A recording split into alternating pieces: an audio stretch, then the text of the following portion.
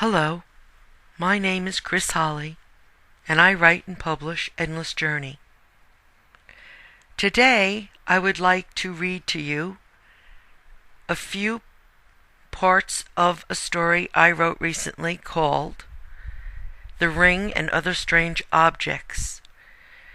It's a short story about how my life has been intertwined with finding objects that do not belong to me on my being, in my pocketbook, in my home, and how I've always learned at this point to quickly remove them. It started with the ring.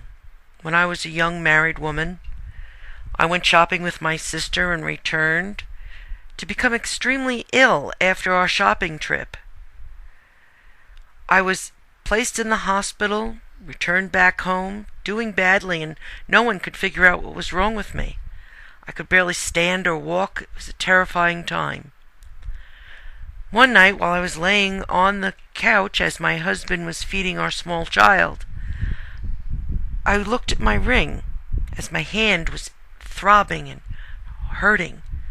My wedding band. I slid it off and put it on the coffee table. As I did this, I began to notice that it looked a little different, a little odd. I kept looking at it. I realized almost immediately when I removed it from my hand didn't hurt any longer.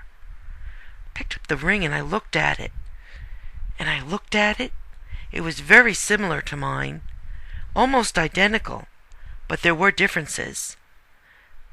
Then I looked inside. Where my wedding date was engraved were strange symbols and words I did not understand. I felt it very unusual.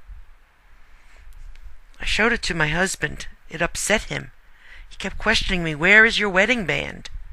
I didn't know.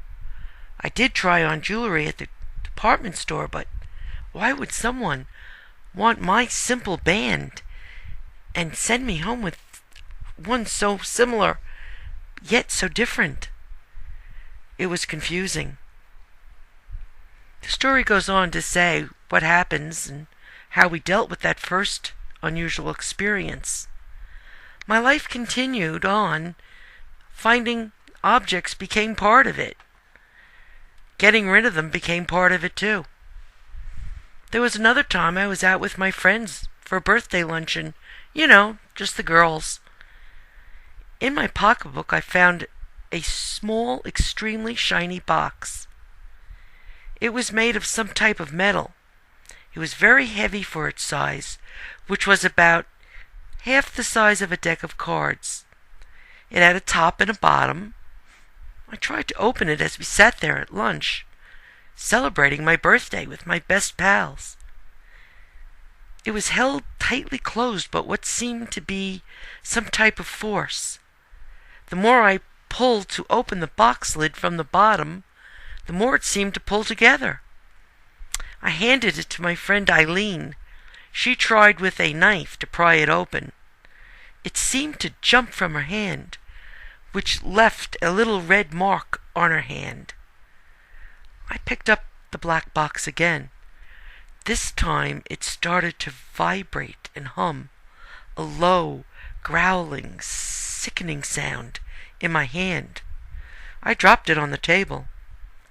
The black box sat on the table for a few minutes while we all just looked at it in amazement. I knew it was not mine. I knew it was not in my pocketbook that morning, and I knew it was not going home with me.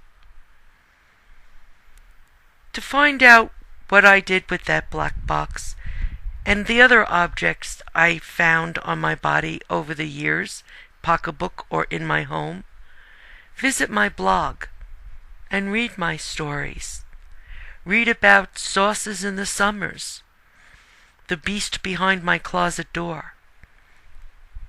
Read about what lurks beneath the opinions and ideas of a world-class physicist who is my friend and tells me terrible things. Please, come educate yourself on the unknown. So when it's your turn, you're prepared. It's easy. Just Google Endless Journey Chris Holly. Those 4 words. Find me and click on me. It'll take you to my blog, where I hope you enjoy the journey. Thank you.